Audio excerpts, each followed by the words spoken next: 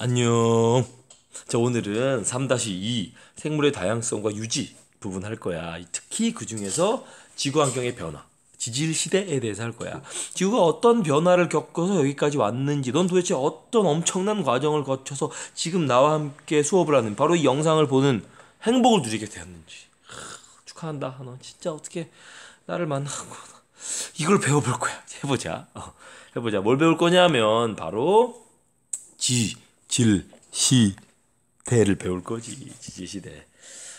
지질시대라는 게 무슨 뜻이냐부터 배워보면, 지질시대는 지구 탄생 후 지금까지 현재까지의 시간을 바로 지질시대라고 불러. 지질시대는 크게 둘로 나눠져요. 하나는 화석이 많이 산출되는 시기와 화석이 매우 드문 시기, 이렇게 둘로 나눠지지. 화석이 매우 드문 시기가 훨씬 더 길어. 화석이 많이 발견되기 시작한 건 5억 년 정도 전밖에 안 된대. 그렇다는 거지. 우리는 이 화석이 매우 드문 가장 지질시대 중에 가장 긴 시기인 요 시대를 우리는 선캄브리아 시대라고 불러. 선캄브리아 시대야. 캄브리아보다 앞 시대라는 뜻이지. 보자. 화석이 많이 산출된 시대는 다시 고생대, 중생대, 신생대로 구분할 수 있어. 니네가 지금 알고 있는, 이 정도 알고 있잖아. 그래서 화석이 많이 산출된 시대인 신생대, 중생대, 고생대, 화석이 매우 드문 시대인 선캄브리아 시대로 나눠진다는 거지. 왜 얘가 선캄브리아냐면 아까 말한 대로 캄브리아 앞 시대란 뜻이거든. 우리가 이 신생대, 중생대, 고생대를 다시 무슨 기로 막 나눠. 뭐 중생대에서는 뭐 주라기, 백악기, 뭐 이렇게 이런 거 있잖아. 이런 것처럼 이 고생대의 가장 앞에 있는 기가 캄브리아기야. 캄브리아기. 그래서 가장 고생대의 앞시기인 캄브리아기보다도 더 앞시대. 그래서 선 캄브리아 시대라고 말하는 거지. 알겠지? 그런 거야. 대충 시기 봐봐. 이래. 지구가 대충 47억 살, 6억 살쯤 되는데 그 중에 이만큼이나 선 캄브리아 시대고 5억 년 정도부터가 고생대 정도 되란다는 얘기지. 자, 이제 화석 한번 해보자. 화석. 화석은 지질시대에 살았던 생물의 몸이나 뭐 발자국, 알, 흔적, 똥 뭐 이런 것들이 지층에 남아있는 거야. 알다시피 딱딱하게 석화되어 있는 거지. 굳어 있는 거야. 화석은 표준 화석과 시상 화석으로 나눠. 옛날에 배웠어. 중학교 때. 기억나니? 표준 화석은 먼저 뭐냐면 넘어가 줄래? 넘어가 줘. 넘어가 줄까? 제발 좀 넘어가 주겠어? 너 왜 이러니? 빨리 넘어가. 왜 이래? 나한테 이러지 마. 시간을 멈추고 일을 해결하고 왔어. 표준 화석과 시상 화석으로 구분되는데, 표준 화석은 뭐냐면 그 지층, 그 땅의 생성 시기를 알려주는 게 표준 화석이야. 기억나죠? 그때 배웠던 거? 그러니까 뭐냐면 사벽충은 고생대에 엄청 많이 살았던 애거든. 이 암모나이트는 중생대에 엄청 많이 살았던 애고. 그래서 우리가 어느 날 땅을 팠는데 그 땅에 사벽충 화석이 있으면 이 땅은 고생대 때 땅이구나.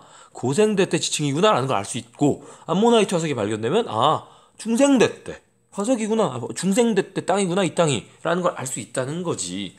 시기를 알려줘. 시기를. 지층의 시기를. 시상화석은 기후나 수륙 분포, 뭐 바다나 땅의 분포 등을 알려주는 건데, 이런 시상화석이 가능한 건 요런 애들 때문이야. 고사리 같은 애들 때문이지. 고사리 같은 애들은 덥고 습기 찬데 습기가 많은 땅에 살거든. 근데 얘는 진짜 오래 살았어. 고생대 때부터 지금까지 쭉 살고 있단 말이야. 종은 약간 변해왔지만.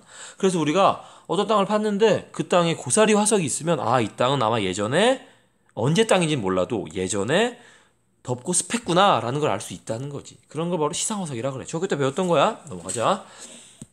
지구의 주요 지질학적 사건들을 정리해보면 이렇게 돼. 지구가 약 47억 46억 년도 전에 태어났어. 만들어졌어. 그런 다음 쭉 이런 일이 있었고 이런 일이 있었지. 엄청 중요하지. 대기 중에 산소 증가가. 그러다가 진핵생물이라는 게 만들어지고 세포 핵이 있는 애가 만들어지고 이런 애들이 만들어졌다라는 거지. 인류가 출현한 건 요거야, 요거. 지구 전체 나이로 봤을 때 인류는 진짜 완전 최고. 이렇게 말을 더듬지. 완전 최근에 만들어진 것들이야. 생겨난 것들이지. 우리는 진짜 별거 아니야. 지구 입장에서 보면 우리는 진짜 스쳐가는 애들이야. 우주 입장에서 보면 스쳐간다고 말하기도 미안할 정도로 잠깐이란 말도 미안할 정도로 진짜 이렇게 있다 간 애들이라고. 이따 갈 애들이지. 그래, 우리 보잘것 없어. 보잘것 없는데도 이렇게 보잘것 없는 애들이 이 정도의 과학적 성취, 문학적 성취를 이루고 이렇게 잘 먹고 행복하게 잘 살고 있다는 게 얼마나 대단한 일이냐. 대단해. 그래요. 이 두 시기를 나누는 요 두 시기를 요렇게 나눌 수 있지. 어떻게 이게 뭘로 나눈 걸까? 지금 여기 뭘로 나눈 거야? 여기 뭘로 나눈 거야? 바로 화석이 거의 발견되지 않는 시기와 화석이 비교적 많이 발견된 시기로 나눈 거지. 성캄브리아 시대와 고생대를 나눈 거야. 자, 그럼 지질 시대를 어떻게 구분한 거냐? 성캄브리아 시대, 고생대, 중생대, 신생대를 어떻게 뭘 기준으로 구분한 거냐라는 이야기야. 얼추 얘기했지만 대충 얘기했지만 기본적으로 화석으로 구분하는 거지. 화석으로도 구분하고 여러 가지 구분 기준이 있어. 첫 번째 보자. 환경 변화. 급격한 환경 변화 때문에 생명체의 개체수가 급감했을 때를 기준으로 나눠. 그래서 거대한 화산 활동이 있었거나 소행성이 충돌했거나 그래서 생명체들이 확 죽었거나 대멸종이라고 말하거든 이걸. 뭐 그런 걸 기준으로 고생대, 성캄브리아대, 중생대, 신생대 이렇게 나누는 거야. 두 번째로 대규모의 지각 변동, 엄청난 지각 변동으로 지질시대를 구분하기도 하지. 예로는 부정합이라는 거야. 중학교 때 이걸 배웠을 줄 알았거든? 그거 안 배웠대네? 부정합을 좀 하고 넘어가겠어. 부정합은 뭐냐면 정합이 아닌 거야. 그럼 정합은 뭐냐면 시대에 맞게 차곡차곡 쌓인 거 이런 걸 정합이라고 말해. 그럼 부정합은 차곡차곡 쌓이지 않은 거라는 거지. 융기는 위로 올라오는 거, 융기. 침강은 아래로 내려가는 거. 올라갔다가 융기했다가 침강 내려갔다가 이런 지각 변동을 거쳐서 지층 위에 완전히 나이가 다른, 완전히 시대가 다른 새로운 지층들이 막 쌓이는 걸. 그래서 이 두 지층 사이가 연속적이지 않아, 시기적으로. 요런 관계를 바로 부정합이라고 불러. 요걸 잘 보면, 요거 봐봐, 요거 보면, 여기 지금 지층이 요렇게 쌓였잖아요, 이렇게. 찌그러져 있지. 그럼 여기도 계속 찌그러져는 게 이어져야 될 것 같은데 갑자기 뚝 잘리고 새로운 지층이 보인단 말이지. 이런 게 바로 부정합이야. 얘는 지금 봐봐, 얘는 이 찌그러져 있지만, 찌그러진 사이사이에 차곡차곡 쌓여 있잖아. 찌그러진 게 차곡차곡. 여기도 찌그러진 게 좀 더 올라가야 될 것 같지만 뚝 잘려버렸지. 이런 게 부정합이라고. 요 면을 바로 부정합면이라고 부르고. 그 부정합을 이루는 두 층의 경계면인데 부정합을 경계로 이 지층과 이 지층 사이에는 엄청난 시간 간격이 있음을 의미하는 거야. 부정합이라는 게. 자, 보자. 그러면 화석뿐만이 아니라 이 부정합이 넓은 지역에 걸쳐서 있으면 대규모 지각 변동이 요 시기와 요 시기 사이에 있었구나 라는 걸 알 수 있고 그걸 가지고 시대를 구분하기도 한다는 거지. 시대를. 알겠지? 그럼 부정합이 어떻게 만들어지는가까지만 오늘 하면 되겠다. 어떻게 만들어지는가? 어렵지 않아. 되게 단순해. 해보자. 먼저 이게 지층이 쌓이려면, 즉 흙이 쌓이려면 땅 위에서 못 쌓여. 왜 못 쌓일까? 땅 위는 비와 바람 불어 막 이런 일이 벌어지잖아. 침식이 일어난다고. 풍화 침식이 일어나서 쌓이질 못해. 겨우겨우 쌓여봤자 바람에 날려가고 겨우겨우 쌓여봤자 물에 쓸려간다고. 그래서 먼저 물속에 있어야 지층이 만들어질 수 있어. 물속에서 퇴적물 쌓인 것들이 오랫동안 차곡차곡 쌓여서 지층이 만들어져. 그렇게 만들어진 지층이 이렇게 해서 만들어지면 좋을 텐데 갑자기 대규모 지각 변동이 일어나야. 대규모 지각 변동. 지층이 습곡 작용을 받아. 습곡은 엄청난 압력을 옆으로 눌려서 찌그러진 거야. 이렇게 찌그러진 거지. 그래서 이렇게 찌그러진 걸 바로 습곡 작용이라고 불러. 엄청난 지각 변동이 일어난 거지. 근데 얘가 찌그러지면서 위로 올라와. 그게 더 이상 바닷속 물속이 아닌 거란 말이야. 너 벌써 왜 나와? 아직 나올 때가 안 됐어 너.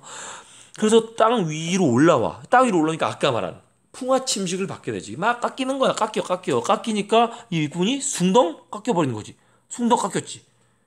이 상태로는 부정합이 만들어지지 않아. 근데 숭덩 깎인 애가 이제 어떻게 되냐면 융기 쭉 올라왔잖아.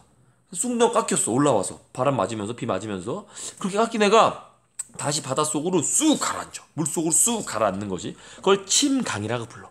융기와 침강을 거쳐서 다시 물속으로 가면서 다시 물속으로 갔으니까 다시 차곡차곡 쌓이겠지.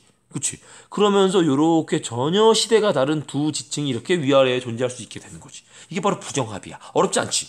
어렵지 않아. 되게 단순해. 물속에서 차곡차곡 쌓이다가 위로 쑥 올라오면서 뭐 습곡 작용을 받기도 해. 찌그러지기도 해.